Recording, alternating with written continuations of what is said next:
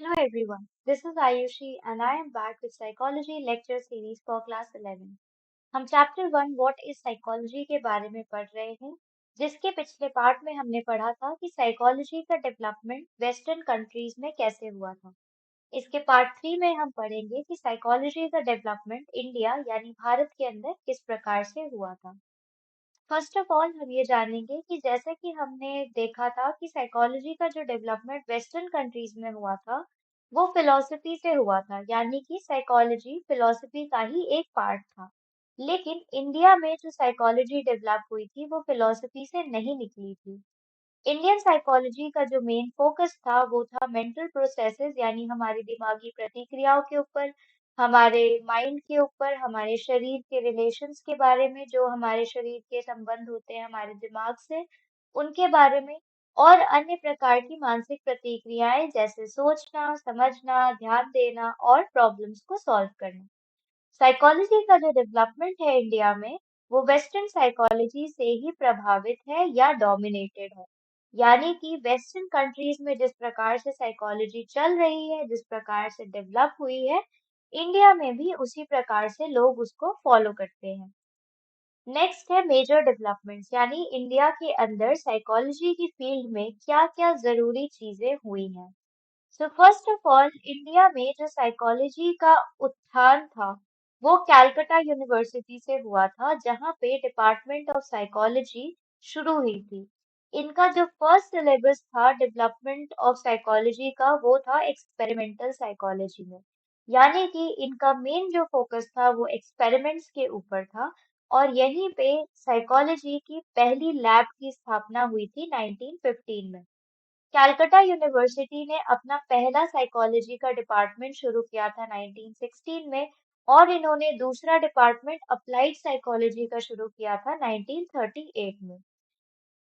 जो modern experimental psychology है Calcutta university में, यानी कि जो अभी वर्तमान में एक्सपेरिमेंटल साइकोलॉजी चल रही है, उसका जो प्रभाव था वो एस एन गुप्ता नाम के साइकोलॉजिस्ट के द्वारा हुआ था। यानी कि एस एन गुप्ता जो थे वो यूएसए से ट्रेंड होके आए थे एक्सपेरिमेंटल साइकोलॉजी में विलियम वुंड के द्वारा। पिछले लेक्चर में हमने पढ़ा था कि विलेम वुड ने साइकोलॉजी की स्थापना की थी जब उन्होंने लीप्जिग जर्मनी में पहली लैब खोली थी। उन्हीं के द्वारा एस एन गुप्ता ट्रेंड होके आए थे और इन्होंने इंडिया में साइकोलॉजी को इन्फ्लुएंस या प्रभावित किया था।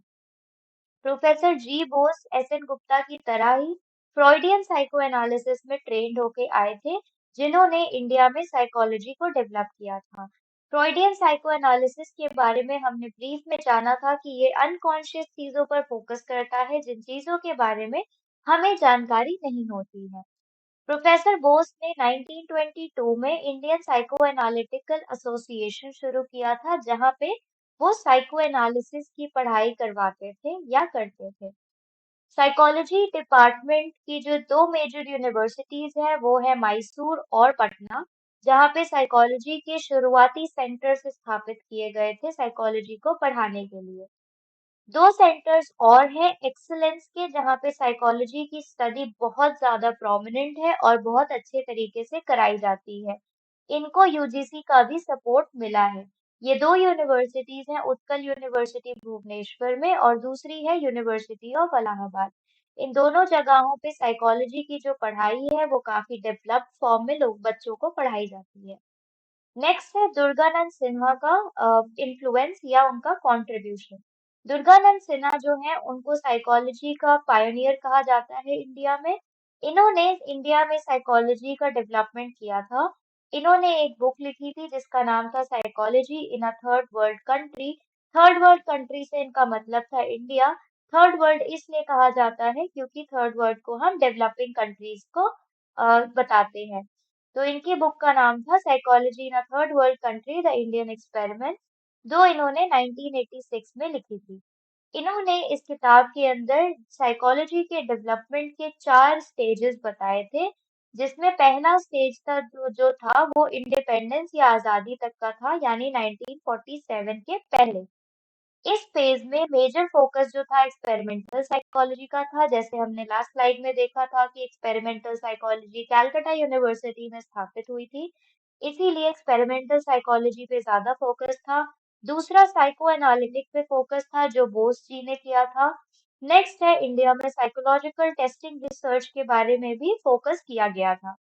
इसके बाद दूसरा फेज जो था वो 1960s का था।